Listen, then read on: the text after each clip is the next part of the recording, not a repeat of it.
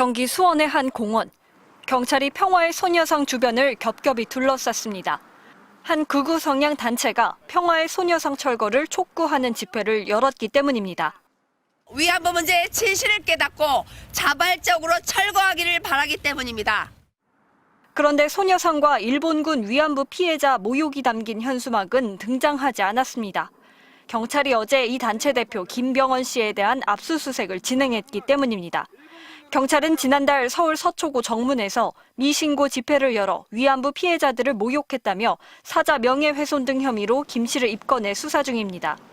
집회 물품을 압수당하고도 다시 집회에 나선 김 씨는 오히려 큰 소리를 쳤습니다.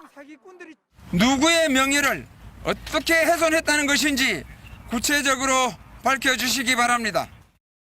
문제는 김 씨의 이런 막무가내식 행보를 막을 방법이 마땅치 않다는 겁니다. 오늘처럼 학교가 아닌 곳에서 집회를 할 경우 경찰이 금지할 방법은 없습니다. 수사가 진행 중이지만 처벌도 쉽지 않습니다. 사자 명예훼손이나 모욕죄는 유족이나 본인이 직접 고소해야 하는 친고죄이기 때문입니다. 김 씨도 이를 악용해 자녀 없이 별세했거나 이름이 알려지길 원치 않는 위안부 피해자를 주 공격 대상으로 삼아왔습니다. 비공개 할머니들 이름을 피켓에 막 쓰면 비공개 할머니들의 딸은 또 할머니 이름이 오르내릴까 봐 고소를 못하는 거예요. 그걸 이용한다는 거죠. 모욕은 이 같은 법과 제도의 허점 속에서 이어지고 있는 겁니다. 위안부 사기가 완전히 끝날 때까지. 피해자 모욕 등을 더 강하게 처벌하는 내용의 위안부 피해자법 개정안은 국회 상임위에 계류된 채 시간만 흐르고 있습니다. MBC 뉴스 분당입니다. 이재명 대통령이 어제 평화의 소녀상 철거 집회에 대해 얼빠진 사자 명예훼손이라고 강하게 비판했는데요.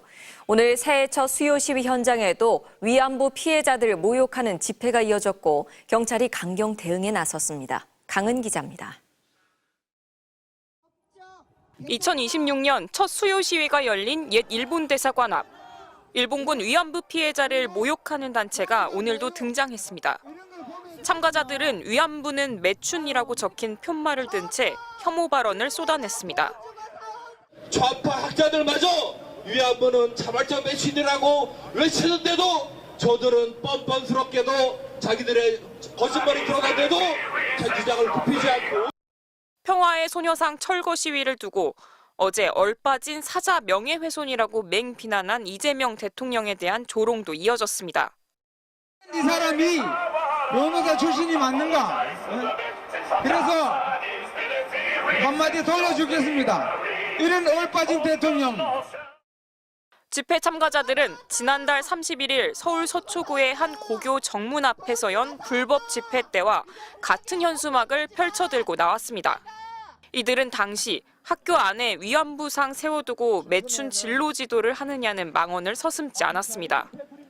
이 같은 집회를 주도한 김병원 씨는 소녀상이 설치된 학교 앞에서 혐오 발언을 일삼거나 소녀상 훼손을 시도한 혐의 등으로 경찰 수사를 받고 있지만 아랑곳하지 않고 있습니다.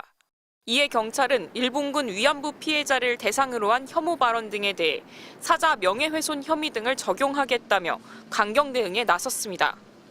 전국에 설치된 소녀상 주변 순찰을 강화하고 학교 주변 혐오 시위는 제한 또는 금지한다는 방침입니다. 또 학교 앞 미신고 불법 집회 사건 수사에 속도를 내기 위해 서울 서초경찰서를 집중 수사관서로 지정했습니다.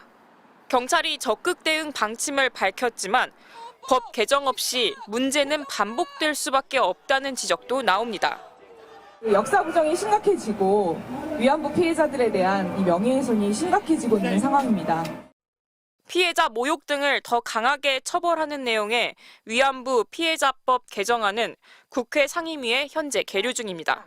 MBC 뉴스 강은입니다. 매주 수요일마다 모욕 집회를 집요하게 이어가고 있는 단체 대표는 일본군 위안부를 부정하는 책까지 펴냈는데요. 그런데 이 책이 학교 현장에도 침투해 있었습니다. 피해 할머니들과 시민단체 호소에도 모욕을 일삼는 이들, 막을 방법은 없을까요? 이어서 원석진 기자입니다. 30년간의 위안부 왜곡, 빨간 수요일이라는 제목의 책입니다. 일본군은 소정의 비용을 지불하고 성적 욕구를 해소한 고객이었기 때문에 성폭력을 행사한 것이 아니다.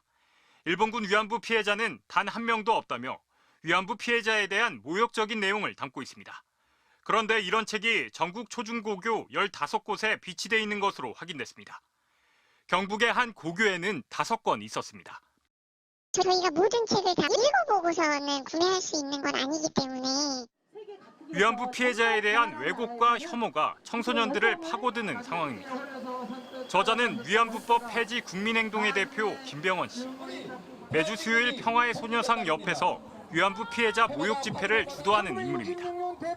김 씨는 이승만, 박정희 전 대통령을 찬양하며 극우 성향의 역사관을 전파해온 리박스쿨에서 특강을 하기도 했습니다. 누가 김 씨와 손을 잡았을까요?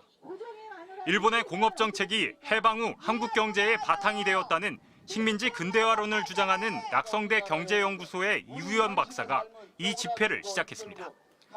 윤석열 정부 들어 김낙년 한국학중앙연구원장, 박이택 독립기념관 이사 등 낙성대 경제연구소 출신들의 발탁이 두드러졌습니다. 일부 극우 성향 유튜버들과 대북 전단을 날리는 일부 단체도 이 집회에 참여하고 있습니다. 매주 집회에 10명 남짓 참여하고 있지만 이들이 일삼는 혐오와 차별은 언제든 또 다른 세력과 결합할 위험이 있습니다. 소녀상을 모욕하는 것에 그치지 않고 끊임없이 이제 새로운 혐오 대상을 찾아 나서면서 정치 세력화의 가능성이 앞으로 상당히 있다라고 생각이 되고요. 기존의 정치 세력과 연결되는 고리들을 끊는 것이 굉장히 중요하다고 생각을 하거든요. 모욕 의도가 뚜렷해도 처벌이 쉽지 않은 법적 허점을 해소하는 게 첫걸음이라는 지적도 나옵니다.